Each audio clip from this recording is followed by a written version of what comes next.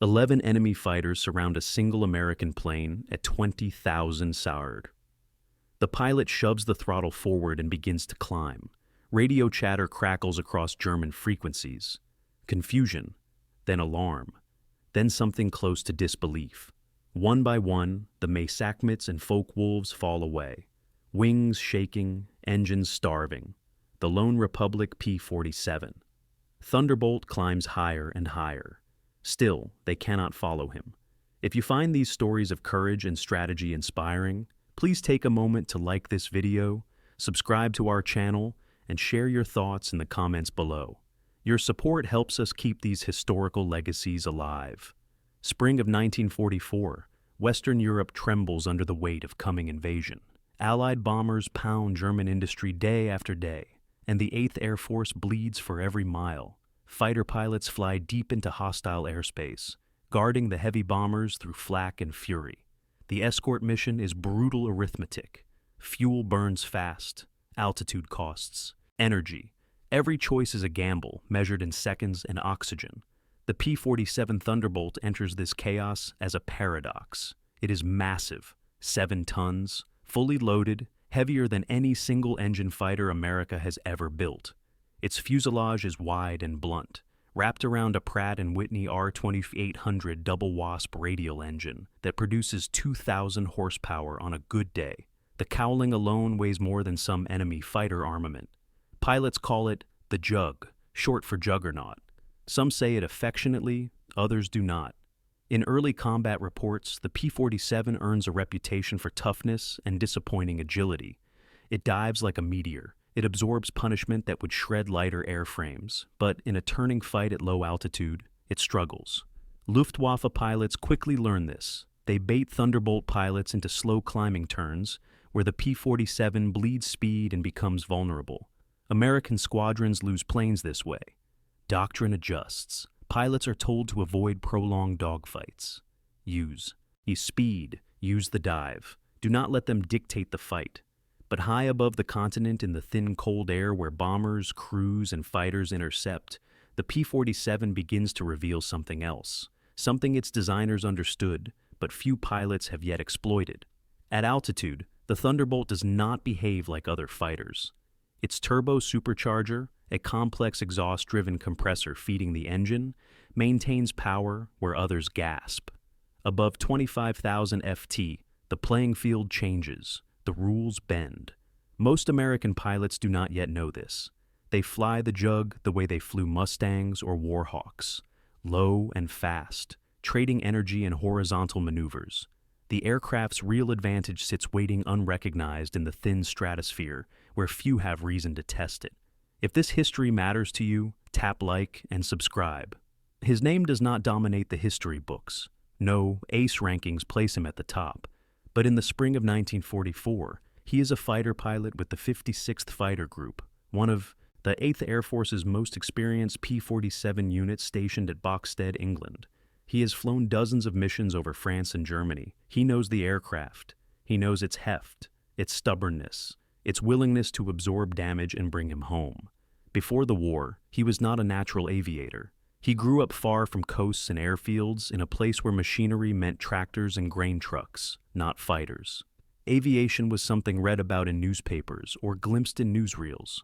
When he enlisted, flight training was a hurdle overcome through persistence rather than instinct. He washed out once, reapplied, passed the second time. His instructors noted his discipline, his methodical approach to instruments and navigation. He was not flashy. He did not chase glory and mock dogfights. He learned procedures. He memorized limits. He respected the machine. That respect depends once he reaches England. The P-47 is not a plane you wrestle into submission. It responds to smoothness, to anticipation, to understanding its nature. He learns to manage the turbo, adjusting the wastegate to keep manifold pressure stable as altitude changes. He learns to read the engine temperature gauges, knowing exactly how long he can push the Jug in combat power before risking a seized piston or runaway detonation. He learns to trim the aircraft carefully because fighting the controls at high speed burns energy faster than enemy fire. Other pilots complain they want the new P-51 Mustangs, sleek and nimble with the range to escort bombers all the way to Berlin. The Thunderbolt feels like flying a bank vault by comparison, but he begins to notice something during high-altitude bomber escorts when German fighters bounce them from above. The P-47 does not falter in the climb if you manage it correctly. If you keep speed high, if you nurse the turbo, if you resist the urge to yank the stick, it holds altitude better than it should. He starts experimenting, not recklessly, just small tests. During non-critical moments, he notes how much speed he can convert into altitude without stalling. He pays attention to the manifold pressure gauge as he climbs past 28,000 FT, watching the turbo compensate. He realizes the aircraft manual's performance charts are conservative. The P-47 can go higher than most pilots attempt, and at extreme altitude, it retains power while enemy fighters lose theirs. Nobody asks him to test this. No engineering officer requests data. He does it because curiosity and survival overlap, because one day, the thing he notices might save his life. The bomber streams over Germany face relentless interception throughout the spring. Luftwaffe fighter groups coordinate attacks from multiple altitudes, probing for gaps in the escort screen. American fighter pilots learn to recognize the patterns. High flights of Bf-109s position themselves in the sun, waiting to dive. Lower groups of F-194s go for the bombers directly, slashing through formations with cannon fire, before climbing away. The goal is always separation. Pull the escorts out of position, isolate a box of bombers, and tear it apart before help arrives. For the P-47 groups, the challenge is geometric. They must stay close enough to the bombers to deter attacks, but high enough and fast enough to intercept diving threats. Fuel is always the constraint. The Jug carries internal tanks and often a belly drop tank, but combat burns fuel at terrifying rates. Full throttle, high boost, combat maneuvering, all of it drains the gauges faster than pilots would like. Running out of fuel over enemy territory is not theoretical. It happens. Men bail out over forests and fields, hoping for partisans instead of soldiers. Altitude compounds every problem. Above 25,000 FTIAs, the cold is vicious. Cockpit heaters struggle. Frost forms on the canopy edges. Oxygen flow becomes critical. Hypoxia can creep in unnoticed, dulling reaction time, clouding judgment. Pilots learn to watch each other, checking for sluggish responses or drifting flight paths that signal oxygen starvation. The enemy understands altitude too. German fighters often stage above the escorts, forcing American pilots to climb and burn energy before the fight even begins. If a P-47 tries to chase a climbing Bf-109 at 28,000 FT, the message lighter weight and cleaner design give it an edge. The conventional wisdom is clear. Do not get drawn into a vertical fight unless you have overwhelming speed to convert. Do not let them pull you into the thin air where engines choke and wings lose bite. But the conventional wisdom is based on incomplete data. Most pilots avoid sustained climbs at extreme altitude because it feels wrong. The controls grow mushy. The airspeed indicator creeps lower. The instinct is to push the nose down, regain speed, stay in the envelope where the aircraft feels responsive. Few pilots push past that instinct. Few have reason to. The fight happens where the bombers are, and the bombers cannot fly much. Above 25,000 FT without crew and equipment failures. So the escorts stay near that band, trading altitude for speed, using the vertical sparingly. What no one has proven in combat is whether the P-47 can climb away from trouble at altitude. Not dive away, not run away, but climb straight up beyond the reach of pursuers. The turbo supercharger suggests it might be possible. The engineering charts hint at it, but charts and combat are different languages. The mission briefing is routine. Escort heavy bombers to a target in central Germany. Expected opposition is heavy. Altitude 24 to $26,000 FT. Weather clear over the continent. The pilots file out of the briefing hut, pulling on flight gear, checking throat mics and oxygen hoses. The Thunderbolts wait in revetments, propellers ticking in the morning cold. He climbs into the cockpit, settles into the seat, and begins the familiar sequence. Fuel selectors, trim tabs, mixture rich, turbo set, canopy locked. Engine start is a symphony of mechanical violence. The big radial coughs, backfires, then roars to life. belching blue smoke. The whole aircraft shakes. He runs through the magneto checks, watching the tachometer, feeling the engine settle into its rhythm. Takeoff is always tense. 7 tons of fighter and fuel rolling down a narrow runway, hoping the engine holds and the gear stays locked. The tail lifts, the rumble smooths, the jug claws into the air, gear retracting with a hydraulic thunk.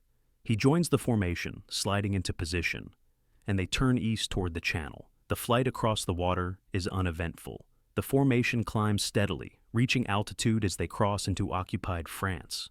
The sky is vast and empty, a pale dome stretching to horizons stitched with contrails. The bombers appear ahead, a dark constellation of B-7s holding tight formation. Flak bursts bloom in black puffs far below. No fighters yet. Then the radio crackles. Bandits high. 9 near. The formation tightens. Eyes strain against the glare. He spots them. Small dark shapes stepping down from the sun. Messerschmitts, at least a dozen. They are positioning for a diving pass on the bombers. The P-47 flight leader calls the bounce. The Thunderbolts bank hard, climbing to intercept. Throttles go forward. Manifold pressure climbs. The jugs accelerate, not gracefully, but with blunt inevitability. The German fighters see them coming and split. Some continue toward the bombers. Others turn to engage. He picks a target, a lone Bf-109 curving toward him. He fires a burst. Tracers arc out. Misses. The Messes rolls and dives away. He follows, nose down, speed building. The altimeter unwinds. 22,000, 20,000. The 109 pulls up sharply, trying to reverse. He anticipates it, pulls lead, fires again, strikes. Smoke trails from the enemy's cowling. The Messes rolls, inverted, and falls away. He pulls out of the dive, breathing hard, scanning. His airspeed is high, but his altitude is low, 18,000 FT. The bombers are above him now. Starts to climb back toward the formation when the radio erupts with warnings. More bandits coming from the north. A whole new group. He looks up and sees them. A swarm. Bf-109s and F-194s. Too many. They are already diving on scattered P-47s. The fight disintegrates into chaos. Individual dogfights spin across the sky. He tries to rejoin his flight, but cannot find them. He is alone. 3 enemy fighters spot him. They turn in his direction. Then more join. 5, 7. He counts 11 distinct aircraft converging on his position. His stomach tightens. There is no help coming. The rest of the squadron is scattered or engaged. He is outnumbered, and they know it. The first attacker opens fire. Cannon rounds snap past his canopy. He brakes hard left, then right, then pulls into a climbing turn. 2 more fighters cut across his nose. Tracers light the air. He kicks rudder, skids sideways, and dives again to build speed. But the enemy stays with him. They are coordinating, boxing him in, waiting for him to make a mistake or run out of options. He has seconds to decide. The airspeed indicator reads 320 mph, altitude 19,000 FT. Fuel enough for maybe 30 minutes of hard maneuvering. 11 enemy fighters in loose formation around him, closing the angles. He cannot dive away. They will follow and catch him at lower altitude where their lighter airframes give them an edge. He cannot turn and fight. They have numbers and position. He needs a move they do not expect. He checks his gauges. Manifold pressure, turbo, oil temperature. Everything is in the green. The engine is strong. He has altitude below him. But more importantly, he has altitude above him. 20,000 FT of air between him and the edge of breathable sky. He makes the choice. He pulls the nose up, not gently. A firm, steady pull converting speed into climb. The Thunderbolt responds. The angle steepens. 20 degrees 30. The airspeed begins to bleed off, but the altimeter climbs. 20,000 FT 21. He pushes the throttle to the stop. Full combat power. The engine roars. The turbo supercharger spools up, forcing compressed air into the cylinders. The manifold pressure holds behind him. The German fighters follow. They expect him to level off, to roll away, to do anything but keep climbing. But he does not level off. The nose stays high. The climb continues. $23,000 FD-24. The enemy pilots begin to react. Some try to follow the climb directly. Others curve around trying to position for a high-side attack when he stalls. They are confident the American has made a mistake. He is bleeding speed in a climb. He will stall or level off. And when he does, they will be there. But the Thunderbolt does not stall. The airspeed is low now, 160 feet, close to stall speed at this altitude. And wait, but the wings hold. The controls are mushy but responsive. He adjusts trim, keeps the ball centered, manages the throttle and mixture with tiny inputs. The engine does not falter. The turbo keeps feeding it. 26,000 feet 27. One of. The pursuing messes begins to shake. The pilot pulls back on the stick, trying to match the climb angle, but his engine is gasping. The supercharger on the BF-109 is mechanically driven, not exhaust-driven like the P-47's turbo. It cannot compensate as efficiently at extreme altitude. The aircraft shudders on the edge of a stall. The pilot has no choice. He pushes the nose down to regain speed. Another follows, then another. One by one, the German fighters fall away. Their engines cannot sustain power. Their wings cannot generate enough lift in the thinning air. They try to hold the climb, but physics wins. The Thunderbolt keeps rising 29,000 to 30,000. The cold is bone deep now. Frost covers the inside of the canopy. His breath comes hard through the oxygen mask. Every inhalation is a conscious act. He watches the engine gauges like a priest reading scripture. Cylinder head temperature rising, but not critical. Oil pressure steady. Manifold pressure holding at 48 in. The turbo is screaming, but it holds. 32,000 after 33. He glances back and down. The enemy fighters are scattered below him, black dots against the pale earth. None of them are climbing anymore. They have given up. Some are circling, watching. Others are turning away, heading back to rejoin the larger fight. They cannot reach him. The lone Thunderbolt has climbed beyond their ceiling. German radio chatter monitored later by Allied intelligence units captures the moment, voices tight with frustration. He's climbing away. We can't match him. One pilot reports the American aircraft at an estimated 10,000 Minen.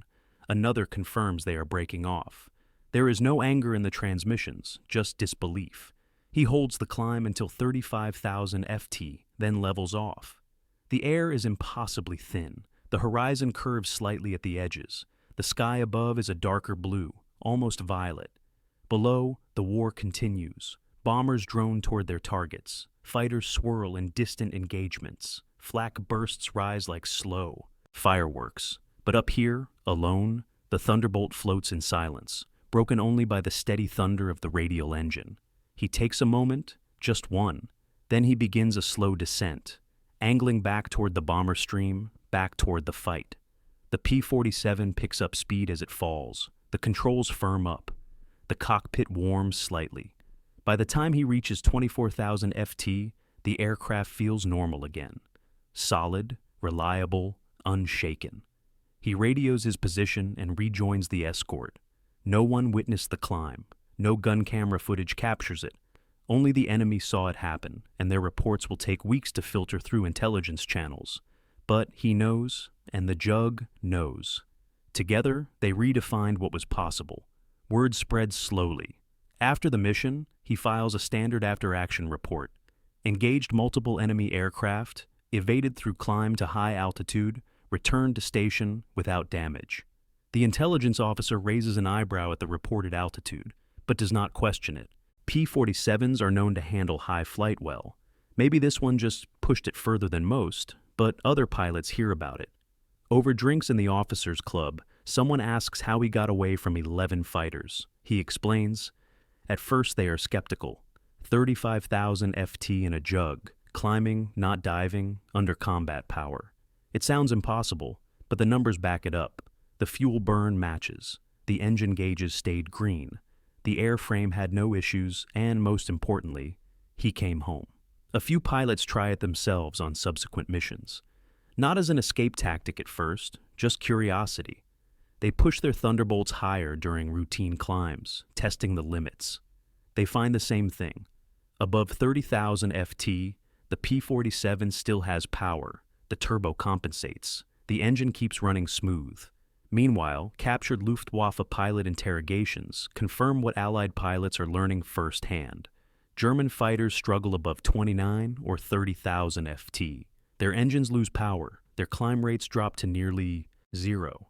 The tactical implications ripple outward. Fighter groups begin experimenting with high-altitude patrol tactics. Instead of staying level with the bombers, some P-47 flights position themselves 2,000 or 3,000 FT above, acting as a high cover that can dive on attackers or climb away from traps. The Thunderbolt's ability to operate effectively in that band gives it a unique role. Mustangs have range, but the Jug has the high ground. Engineering officers take note. Republic Aviation receives field reports praising the turbo supercharger's performance under combat conditions. The data confirms what the designers suspected, but had not fully tested, pushed hard. The P-47 could dominate the vertical fight at altitude. Future variants incorporate refinements based on these lessons. Engine cooling is improved. Turbo reliability is enhanced. The aircraft evolves not in a laboratory, but in the sky over Europe, informed by pilots willing to test its edges. By summer, the tactic is not unusual. P-47 pilots routinely climb above 30,000 FT when threatened at altitude. They use the vertical as an escape route, a reset button that forces pursuers to break off or risk their own aircraft. It does not work every time. Fuel state, aircraft weight, and engine condition all matter, but it works often enough to save lives. The Luftwaffe adjusts too. They learn to avoid prolonged climbs against Thunderbolts at altitude. They try to force fights lower where their advantages return. The dance continues, each side adapting, but the balance has shifted. The P-47, once dismissed as too heavy and too slow in the turn, becomes the fighter you do not chase into the sky. Not if you want to come back down. Years later, after the war ends and the skies fall silent, the story becomes a footnote in fighter tactics manuals. The P-47 Thunderbolt service record speaks for itself. More than 15,000 built, flown by dozens of squadrons, credited with thousands of aerial victories and countless ground attack. Missions. It served in every theater. It brought pilots home through flak and fire. It proved that toughness and engineering could overcome elegance. But the specific moment, one pilot, 11 enemies, a climb into the thin blue edge of the atmosphere, that moment does not make the headlines. There is no medal ceremony for evading a fight. No A status awarded for survival. His name appears in unit records, in mission logs, in the dry bureaucratic language of after-action summaries. He flies more missions. He survives the war. He comes home. The lesson, though, outlives the man. It enters the collective knowledge of fighter aviation. Altitude is not just a position. It is potential energy, a reservoir of options. The aircraft that can reach higher and stay there holds a card the enemy cannot match. The P-47 proved it could play that card when necessary. Not through grace, but through brute, reliable power delivered by a turbo supercharger that refused to quit. Modern fighter pilots study energy management in the vertical plane as fundamental doctrine. They learn about specific excess power, thrust-tow ratios, and sustained climb rates. The physics are the same, even if the aircraft are unrecognizable. The lesson traces back through generations to jets and rockets and beyond. But it roots in moments like this. One pilot in a 7-Tonen fighter, alone and surrounded, choosing to go up when every instinct screamed to go down. The Thunderbolt itself fades from frontline service after the war. Jet engines make pistons obsolete almost overnight. The last P-47s retire in the 1950s, sold to Allied air forces or scrapped for aluminum. A few survive in museums, polished and static, their radial engines silent. Visitors walk past them reading placards that mention speed and armament and range. Few plaques mention the turbo supercharger. Fewer still explain what it meant to the men who flew into the teeth of the Luftwaffe and climbed away when no one thought they could, but the pilots. Remember in reunions and memoirs, in interviews recorded late in life, they talk about the Jug with a respect that borders on affection. It was not pretty. It was not nimble, but it was honest. It did what it said it would do. And when you needed it most, when the gauges were spinning and the enemy was closing and the sky was running out, it gave you one more option, one more way out, one more chance to see home. He told the story only a few times. Once to a journalist in the 1970s, once to a historian compiling oral histories of the 8th Air Force. He did not embellish. He did not claim to have changed the war. He simply described what happened, the fear, the decision, the climb, the silence at 35,000 the Salist. And then with a faint smile, he said the thing that stayed with those who heard it. You learn to trust the machine, not blindly, not stupidly, but completely. And if you listen, if you really pay attention, the machine will tell you what it can do. That day the Thunderbolt told me it could climb, so I let it. Thank you for watching. If you enjoyed this historical deep dive, please like the video, subscribe to the channel, and tell us in the comments which historical figure we should cover next.